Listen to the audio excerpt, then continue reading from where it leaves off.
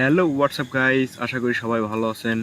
Microsoft office Excel 2010-এ সবাইকে স্বাগতম। আজকে টিউটোরিয়ালটি হলো পার্ট 1। তো মাইক্রোসফট অফিস এক্সেলটি যারা শিখতেছেন তারা অবশ্যই ভিডিওটি মনোযোগ সহকারে দেখবেন। আর যারা এমএস ওয়ার্ডের টিউটোরিয়ালটি দেখেননি তারা অবশ্যই দেখে নেবেন, কারণ এমএস ওয়ার্ডের টিউটোরিয়ালটি দেখলে আপনারা এক্সেলে অনেক ভালোভাবে শিখতে পারবেন। সো আমি আমার এক্সেলটি ওপেন করে নিলাম, মাইক্রোসফট অফিস এক্সেল 2010টি। তো এটা হচ্ছে মাইক্রোসফট অফিস এক্সেল 2010-এর ইন্টারফেস। তো এইরকমই প্রত্যেকটা এখানে ঘর দেখতে পাচ্ছেন, আমি জুম করি, প্রত্যেকটা ঘরকে এক একটা সেল বলে। আর এইখানে এই সারিকে বলে রো, আর এই সারিকে বলে কলাম। তো রো, কলাম, সেল আপনারা অবশ্যই বুঝতে পারছেন। আর যদি না বুঝতে পারেন তাহলে অবশ্যই আমাকে কমেন্ট করবেন। আমি প্রথম থেকেই শুরু করি।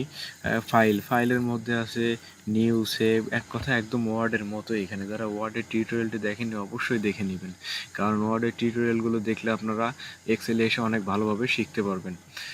সো এক কথায় আপনারা একটি প্যাকেজের মধ্যে দুইটি জিনিস আপনারা শিখতে পারবেন, সেরকম আর কি। সো একটার সাথে একটা ফ্রি, এরকম।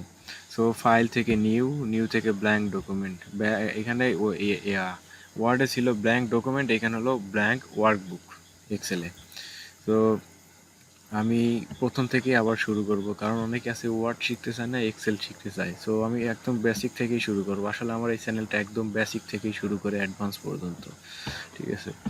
সো এখানে আমি এই কয়টা নিয়ে আলোচনা করব এখন। পেস্ট, কাট, কপি।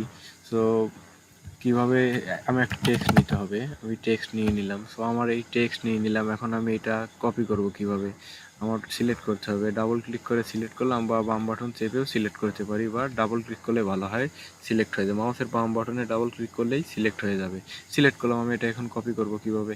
এই অপশনে টুলসটে, এই কপি টুলসটে ক্লিক দিয়েও আপনি কপি করতে পারবেন, আবার কন্ট্রোল সি চেপেও আপনি কপি করতে পারবেন। কিবোর্ড থেকে কন্ট্রোল সি ক্লিক করে এই চেপেও আপনারা কপি করতে পারবেন। আবার পেস্ট করবেন কিভাবে, পেস্ট এই পেস্টের টুলসে ক্লিক করে আপনি পেস্ট করতে পারবেন, আবার কন্ট্রোল ভি চেপেও আপনি পেস্ট করতে পারবেন। কপি করতে হয় কিভাবে, কন্ট্রোল সি দিয়ে। আর পেস্ট করতে হয় কিভাবে, কিবোর্ডের শর্টকাট কি চেপে কন্ট্রোল ভি দিয়ে। সো কপি পেস্ট আপনারা শিখতে পারলেন। এখন কাট কিভাবে করতে হয়, ফার্স্ট আমার সিলেক্ট করতে হবে। সিলেক্ট করার পর আমি এই কাট টুলসে ক্লিক দিয়ে আমি কাট করতে পারি, আবার আমি কন্ট্রোল এক্স চেপেও আমি কিবোর্ড থেকে কন্ট্রোল এক্স চেপেও আমি কাট করতে পারি, আবার কন্ট্রোল ভি চেপে আমি পেস্ট করতে পারি, আবার এইখান থেকে আমি পেস্ট করতে পারি। সো আপনারা বুঝতে পারলেন, কাট, কপি, পেস্ট বুঝতে পারলেন আপনারা। তো তারপরে এখানে আছে কি, এটা হচ্ছে ফন্ট।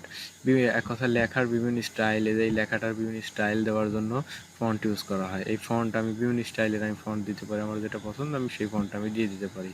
তারপরে এখানে আছে হলো কি, সিলেক্ট করে নিতে হবে। এই সেলটার উপর আমি কাজ করছি, সেই সেলটা আমার সিলেক্ট করে নেব, তারপরে আমি সাইজটা বাড়িয়ে নেব, আমার যতটুকু প্রয়োজন আমি বাড়িয়ে নিতে পারি। সো এটা সাইজ বাড়ানোর জন্য। তারপরে এই লেখার বোল্ড মোটা করার জন্য এই বিতে ক্লিক দিলে লেখাটা মোটা হয়ে যাবে। আইতে ক্লিক দিলে কি হবে, লেখাটা ইটালিক হয়ে যাবে। এটাতে আন্ডারলাইন রেখে ইউতে ক্লিক দিলে আন্ডারলাইন হয়ে যাবে। যারা, আমি বারবার বলতেছি, যারা এমএস ওয়ার্ডের টিউটোরিয়ালগুলো দেখেননি অবশ্যই দেখে নেবেন, কারণ এমএস ওয়ার্ডের টিউটোরিয়ালগুলো দেখলে আপনারা শিখতে সুবিধা হবে অনেক। সো আন্ডারলাইনের ভিতরে অনেকগুলো আছে, এখানে ডাবল আন্ডারলাইন আছে। ডাবল আন্ডারলাইন দিলে নিচে দুইটা দাগ হয়ে যাবে, আমি জুম করে দিচ্ছি, দেখেন নিচে দাগ হয়ে গেল। আর সিঙ্গেল আন্ডারলাইন দিলে নিচে একটা দাগ হয়ে যাবে। সো আমরা এগুলো একবারে উঠিয়ে দেওয়ার জন্য আমরা কি করতে পারি, সেটা আমরা একদম লাস্টে বুঝিয়ে দেব, তাহলে সুবিধা হবে। তারপর এখানে আছে কি বর্ডার, মানে আমি সাপোজ আমি দেখাই। সাপোজ আমি এইগুলো আমি সিলেক্ট করলাম, এই সেলগুলো আমি সিলেক্ট করলাম। সিলেক্ট করার পরে আমি এই চারিদিকে এটার বর্ডার দেবো।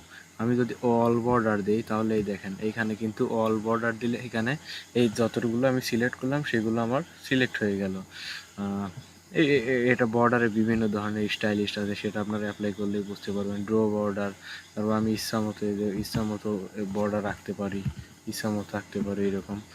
তো আপনারা প্রত্যেকটা বর্ডারগুলো আপনি অ্যাপ্লাই করে করে দেখবেন। তারপর আমি লাইনের কালার করতে পারি এখানে বিভিন্ন। আবার ইরেজ বর্ডার আমি কেটে দিতে পারি, এইখানে বাম বাটন চেপে আমি কেটে দিতে পারি বর্ডারে, দেখেন মুছে যাচ্ছে, কেটে দিতে পারি। তো আমার মুছার জন্য আমি বর্ডার কেটে দিতে পারি। তারপরে এখানে আছে হলো কি, সে ফিল কালার কি, মানে একদম ভিতরের যে কালারটা সেটাকে ফিল কালার বলে। সাপোজ আমি এই সেলে আমি কালার দেবো, সেটা কিভাবে, এই যে ফিল কালারে ক্লিক দিলে ফিল কালার হয়ে যাবে, এইরকম যে যে কয়টা আমি সিলেক্ট করবো সেরকম হয়ে যাবে। সাপোজ আমি আমার এই টেবিলে আমি দিয়ে দেবো সিলেক্ট, যত কয়টা ফিল কালার দেবো তত কয়টা আমি সিলেক্ট করে নেব, হয়ে গেল। তারপরে এইখানে আছে increase font size, decrease font size, এটা লেখা বড় ছোট করার জন্য এই বড় এতে এখানে বুঝেই দেওয়া হয়েছে এটা বড় এটা ছোট। তো এটা বড় করার জন্য ডাবল ক্লিক, মাউসের বাম বাটন ডাবল ক্লিক করলেই বড় হতে থাকবে, এরকম ছোট হতে থাকবে, বড় হতে থাকবে। তো এটা এখানে বুঝেই দেওয়া হয়েছে, একদম সহজ। আর লেখার যদি আমি কালার চেঞ্জ করতে চাই তাহলে এইটা আমার যে সেলের কালার চেঞ্জ করে সেটা সিলেক্ট করে নিতে হবে। আমি এইখানে ক্লিক দেওয়ার পরে হ্যাঁ আমি যে যে কালারটা পছন্দ আমি সেইটা, না এটা কেমন যেন ঝাপসা, তো আমি এখানে ব্ল্যাক কালারটা সিলেক্ট করে দিলাম। তো দেখেন আপনারা কিভাবে ফন্টের কালার চেঞ্জ করতে সেটা আপনারা বুঝতে পেরেছেন। তারপরে এইখানে আছে হলো কি তারপরে এইখানে আছে অ্যালাইন আছে, এই অ্যালাইনটা একটা ইম্পর্টেন্ট একটা জিনিস। আমি একটু বড় করে নিলাম, আমি এই লেখাটা আমি মিডিলে দেবো এই সেলের, সেটা কিভাবে, এই সেন্টারে ক্লিক দিলেই সেন্টারে চলে যাবে লেখাটা। তো হলো না, আমার সিলেক্ট করে নিতে হবে, সিলেক্ট সরি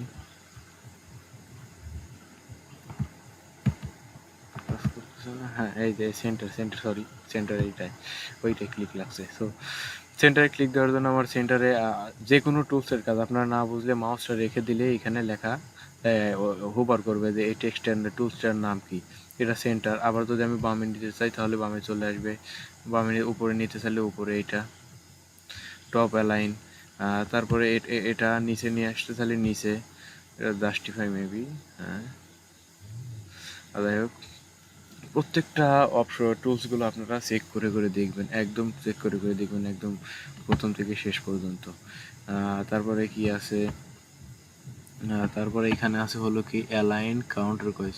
সো এইখানে লেখা মানে বিভিন্ন স্টাইলের করা যায়, মানে আমি উপরের দিক চাচ্ছি কি নিচের দিক চাচ্ছি বিভিন্ন স্টাইলের করা যায় আর কি। এটা প্রত্যেকটা অ্যাপ্লাই করে করে ভার্টিক্যাল টেক্সট করা যায় মানে লম্বালম্বি, তারপরে আবার এখানে রোটেট টেক্সট এই দিক করা যায় বিভিন্ন, মানে আপনারা একদম দেখে দেখে নেবেন, প্রত্যেকটা অ্যাপ্লাই করে করে দেখবেন, প্রত্যেকটা একদম অ্যাপ্লাই করে করে দেখবেন। এগুলো অপশনগুলো আপনারা ইনক্রিজ ডিক্রিজ এগুলো আমি এমএস ওয়ার্ডে দেখিয়েছি, একদম প্রায় সেমই। ইনক্রিজ দিলে একটু এটা কোন টুলস, যদি যদি আপনারা না জানেন তাহলে সেটার মাউস রাখলেই সেটা ওভার করবে। ডিক্রিজ এটা হলো ইনক্রিজ দিলে ডান দিকে একটু সরে দেবে, আর ডিক্রিজ দিলে বাম দিকে থাকবে, এখানেই থাকবে। তারপরে কি আছে র্যাপ টেক্সট, আমি একটু কেটে দিই তাহলে, এটাও একটা ইম্পর্টেন্ট একটা জিনিস, আমি এটা একটু কেটে দেবো না, বা আমি নতুন একটা শিট নিই, এটাও আমি শিট কীভাবে নিতে আমি দেখাবো একটু পরেই। সো তারপর আমি র্যাপ টেক্সট, সাপোজ আমি এইখানে আমি আমার নামটা লিখলাম। সো এই লেখাটা এই অন্য একটা ঘরে চলে গেছে, আমি চাচ্ছি এই নিচে দিতে। সো আমি আরও ভালোভাবে বলবো যে সিরিয়াল এসএল নাম্বার, তো অনেক সময় আছে যে এই লেখাটা মানে এই সিরিয়াল নাম্বার এটা নিচের প্রয়োজন হয়, এখানে বারবার টানলেও কিন্তু নিচে যাবে না, আমার নিচের প্রয়োজন হয়, এই নাম্বারটা আমি নিচে নেব। সেটা কিভাবে, এই র্যাপ টেক্সটে ক্লিক দেওয়ার পরে দেখেন নিচে চলে গেছে। আমি চাইলে এটা আরও ছোটও করতে পারবো, এটা আমার ওই দিক চলে গেল, তো আমার বেশি ছোট করলে আবার দেখা যাবে না, দেখেন নিচে চলে গেছে। কিভাবে কিভাবে আমি এরকম ডান দিক বাম দিক সরিয়ে নিলাম সেটা আমি একটু পরে দেখাচ্ছি, টিউটোরিয়ালের লাস্টে আমি দেখাবো। সো আপনারা অবশ্যই অপেক্ষা করুন। তো তারপরে কি মার্জ সেন্টার, তো আমি এইখানে আমার সেলগুলো একদম সারিভাবে আছে, মানে সেল করে আমি চাচ্ছি যে এই এতটুক ঘর আমি ফাঁকা নেব, সেটা কিভাবে, এই মার্জ অ্যান্ড সেন্টারে ক্লিক দিলে এখানে দেখেন ফাঁকা হয়ে গেছে। এখন আমি এখানে লিখতে পারি বাংলাদেশ, লিখতে পারি আমি বাংলাদেশ, আমি লিখলাম, বাংলাদেশ লিখলাম এখানে। তারপরে এখানে মার্চ সেন্টার মানে লেখাটা সেন্টারে যাবে। তারপরে এই ড্রপ ডাউন আইকনে ক্লিক দিলে মার্চ অ্যাক্রস, এক কথা বিভিন্ন ধরনের এখানে অপশন আছে, সেটা আপনারা প্রত্যেকবার চেক করে করে নেবেন তাহলে সুবিধা হবে। দেখেন বামে চলে আসছে লেখাটা। তো এইভাবেই এই মার্চ সেন্টারে কাজ করা হয়। যখন আমরা একদম প্র্যাকটিক্যাল, যখন স্যালারি শিট, বিক্রয় বিবরণী, তারপরে রেজাল্ট শিট তৈরি করা আমরা দেখব, আবার ডাটাবেজের কাজ যখন আমরা দেখব তখন আপনারা আরও ভালোভাবে বুঝতে পারবেন। সো এই কাজগুলো শেখার জন্য অবশ্যই আমাদের চ্যানেলটি সাবস্ক্রাইব করে বেল বাটন অন করে রাখবেন, যাতে আমার টিউটোরিয়ালটি আপনাদের কাছে আগেই পৌঁছে যায়। তারপরে এখানে নাম্বার, জেনারেল বিভিন্ন ধরনের সংখ্যা যখন আমরা বসাই, জিরো তারপরে বেশি হয়ে যায়, জিরো জিরো বেশি হয়ে যায়, তারপর আমাদের সংখ্যা কমানোর জন্য আমাদের কি করতে হয়, বিভিন্ন ধরনের সংখ্যা কমানোর জন্য এটা কি কোন অপশন, এটাকে ডিক্রিজ ডেসিমেল সংখ্যা কমানোর জন্য কি করতে হয়, দেখেন এটা আমরা দেখেন ডেসিমেল বাড়ানোর জন্য কি করতে হয়, ইনক্রিজ ডেসিমেল, আর কমানোর জন্য কি করতে হয়, ডিক্রিজ ডেসিমেল। সো আমরা যখন স্যালারি শিট, বিক্রয় বিবরণী, রেজাল্ট শিট তৈরি করো তখন আপনারা আরও ভালোভাবে বুঝতে পারেন। সো অপেক্ষা করুন আপনারা। এখানে বিভিন্ন ধরনের ডলার সাইন আছে, ইউরো সাইন আছে, সে ইউরো সাইন আছে, এগুলো নেওয়া যায় এখান থেকে। ডলার সাইন হয়ে গেলে এখানে, তারপর এখানে পার্সেন্টেজ নেওয়া যায়, আরও বিভিন্ন ধরনের এখানে আসে। একদম জেনারেল মোডে করে দিয়েছে, এখানে একদম সংখ্যাভাবে থাকবে এখানে, এতটুকু এইখানে। তারপরে এইখানে শর্টিং, ফিল্টারিং এর কাজ আমি যখন প্র্যাকটিক্যালি করব অবশ্যই আপনাদের বলবো। এইখানে শর্টিং, ফিল্টারিং এর কাজ হলো, ফিল্টারিং হলো অনেকগুলো ডাটার মধ্যে নির্দিষ্ট ডাটা খুঁজে বের করা, শর্টিং হলো সিরিয়ালভাবে সাজানো। আর এখানে আছে হলো কি অটো সাম, আমরা যখন যোগ বিয়োগ গুণ ভাগ করবো তখন আপনারা বুঝতে পারবেন যে আসলে এই অটো সামের কাজটা কি। ফাইন্ড, সিলেক্ট মানে অনেকগুলো এর মধ্যে খোঁজা, মানে ডাটাটি মানে টেক্সট বা ডাটাটি খুঁজে বের করার জন্য ফাইন্ড, তারপরে রিপ্লেস, তার ফাইন্ড খোঁজার পরে আমি এটা রিপ্লেস করব, সেটার জন্য রিপ্লেস ব্যবহার করা হয়। সো আমি যদি একটু দেখাই, সাপোজ আমি এখানে 8 লিখলাম, তারপরে আমি ফাইন্ড করতে পারি, কন্ট্রোল এফ দিয়ে ফাইন্ড করতে পারি, ফাইন্ড করতে পারি, এইখান থেকে আমি ফাইন্ড করতে পারি।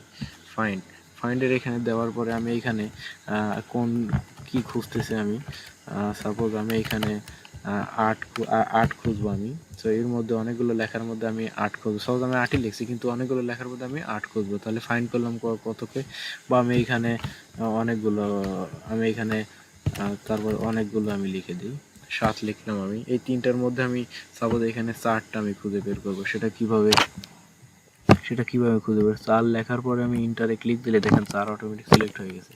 এখন এই জায়গা আমি এখানে এক্সেল লিখবো, সেটা কিভাবে এখানে লিখলে হবে না। সো আমার কি করতে হবে, তখন এখানে রিপ্লেসে যেতে হবে। আমি প্রথমে খুঁজবো কাকে, 4কে, তারপরে আমি এখানে রিপ্লেস করব, 4-এর জায়গায় কি লিখবো, এক্সেল লিখবো, এক্সেল ইন্টার, তারপরে কি দেবো আমি, রিপ্লেস দিলে কি হবে, দেখেন আমার রিপ্লেস হয়ে গেছে 4-এর জায়গায়। তো আশা করি সবাই বুঝতে পারছেন, আর যদি আপনারা বুঝতে না পারেন তাহলে অবশ্যই কমেন্ট করবেন। আর এক্সেলের কাজ হলো একদম মজার কাজ, একবার বুঝে গেলে একদম মজার কাজ, একদম সহজ, এক কথায় একদমই সহজ। আমার কাছে সহজ লাগে, আপনাদের কাছে সহজ লাগবে ইনশাল্লাহ। তো আশা করি সবাই ভালো থাকবেন, ধন্যবাদ সবাইকে।